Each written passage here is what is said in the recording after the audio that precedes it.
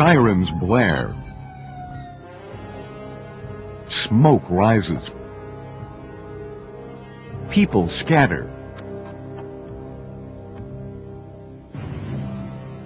Yet somehow it seems unreal. This is how hazardous materials emergencies appear to many of us when we see them on television. But no matter how they look on the small screen, it's nothing compared to what a hazmat incident is like when it happens at your facility.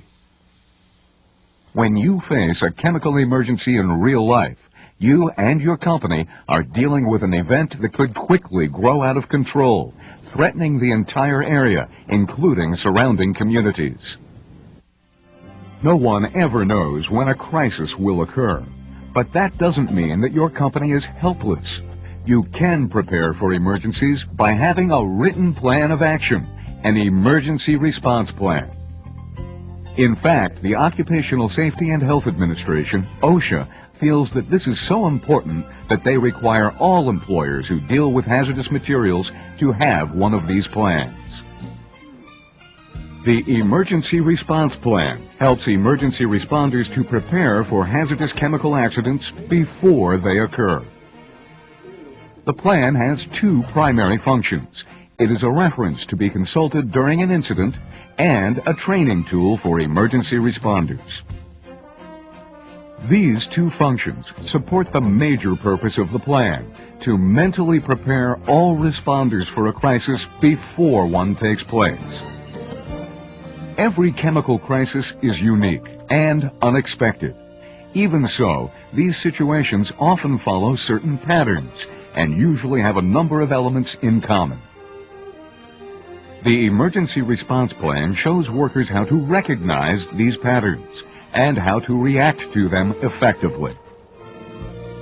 Like the emergencies they document, emergency response plans come in many forms. The plans vary from facility to facility depending upon specific needs. Still, all of the plans have the same general contents. For example, every emergency response plan contains information on the chain of command. This details who is responsible for the various phases of emergency response. Let's take a look at a typical chain of command. Not only will it show us who reports to whom, but it will also give us a glimpse of a lot of the other things that the plan addresses. At the top of the chain of command is the incident commander. This person is responsible for the entire emergency response operation. The incident commander has the ultimate responsibility for bringing the event under control, including the containment and cleanup of the hazardous substance. Every emergency responder answers to this person. Perhaps the most important job that the incident commander performs, however, involves the surrounding community. For instance, the commander needs to make sure that the community is never cut off from the outside world by the emergency. If a one-way street or tunnel is blocked, the incident commander may have to designate alternate routes if an evacuation is necessary. The commander may need to act as a rumor control officer as well, providing the public with timely, accurate information on the incident in order to prevent misinformation from causing a panic. To ensure that both internal and external responders will work together smoothly during an incident, the commander also needs a good working relationship with the local fire department. While the incident commander has the position of greatest power, responsibility, and complexity, without reliable information on the released material, the commander is helpless. Unless there is a solid understanding of the chemicals involved, the incident site cannot even be approached safely. Under these conditions, no cleanup operations would be possible. This is where a hazardous materials specialist comes in. The emergency response plan assigns this person the job of determining what kinds of chemicals are on site and how they may be involved in the emergency situation. This hazmat specialist ranks directly below the incident commander in authority. He or she is responsible for finding out what the released substance is and what precautions should be taken when working around it. Hazardous materials specialists are chemical experts who must convey what they know to their incident commanders in a clear, concise way, so that the incident commanders can make the right decisions. Hazardous materials technicians are next in the chain of command. They are in charge of neutralizing or removing the released material. Hazmat technicians must wear the PPE that is required by the emergency response plan, as well as use methods that are specified by the hazmat specialists to contain and then clean up the substance. The plan also lists the procedures that should be used to make sure that unauthorized people don't enter any contaminated areas. This is the job of workers on the first responder operations level. These people are in charge of sealing off contaminated areas, as well as making sure that any spills are contained by means of pillows or dikes. Last in the chain of command are employees on the first responder awareness level. These people are responsible for notifying management that an incident has taken place. While they are not trained to participate in actually containing or cleaning up a spill, they are often the first people on the scene, and it's important that the plan tells them who to report an incident to.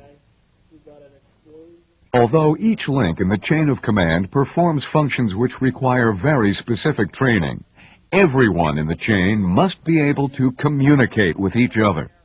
This is essential if the chain is to function effectively, because the people at all levels play an important part in the emergency response process. For instance, some communications procedures, such as the so-called buddy system, are directly linked to safety considerations.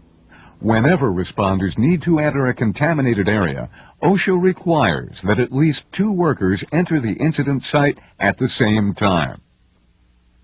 This way, if one of the workers is overcome, the other can report back to their base via radio for help. The unaffected worker may only try to help the other person if they can do so in absolute safety. The main function that the buddy performs is communicating that a problem exists. Other communications issues that are addressed in the emergency response plan include knowing who to call during an emergency, when to sound alarms, and making sure that responders are familiar with evacuation routes. In addition to defining the chain of command and addressing communications procedures, the emergency response plan also outlines what personal protective equipment should be worn during various emergencies. The type of PPE that is necessary depends upon the nature and quantity of the chemicals that have been released. Combinations of PPE that are used when dealing with chemical releases are grouped into 4 levels: A, B, C, and D. Level A PPE provides the greatest amount of protection. It is used in places where the most severe skin, respiratory, and eye hazards are encountered. Typically, Level A PPE consists of an air-supplying respirator and a totally encapsulating chemical protective suit. Level B PPE is used in places that present fewer skin hazards than Level A environments do, but an equal number of respiratory hazards. Level C PPE provides respiratory protection through the use of air-purifying respirators, APRs, which filter contaminants out of the air before they can be inhaled. Level D personal protective equipment provides the least amount of protection. It shields you from nuisance contamination, such as materials that might stain your clothes. It is simply a work uniform and must never be used on any site where respiratory or skin hazards exist. But the use of PPE isn't the only preventative measure that the emergency response plan discusses. The plan also covers procedures, the actions that you must take during an emergency in order to stay safe while you bring the situation under control. These are called safe work practices. Safe work practices typically include sealing off the emergency area in order to contain the spill, monitoring the release site for airborne impurities, and decontaminating any equipment or personnel that are leaving the contaminated area. The best way to learn about these and other safe work practices is through comprehensive training. OSHA requires each emergency responder to receive the training specific to his or her chain of command level. Additionally, every responder must go through refresher training at least once a year. Training must include practice sessions and drills. This lets everyone try out the procedures set out in the emergency response plan. During this process, emergencies involving a range of chemicals in a number of different environments are simulated. As part of the drills, trainers will often change the scenarios unexpectedly, such as introducing a medical emergency. This is done to keep responders on their toes and get them to expect the unexpected. In some facilities, hazmat training also includes familiarizing workers with the mental challenges they may face when they are working in emergency response situations.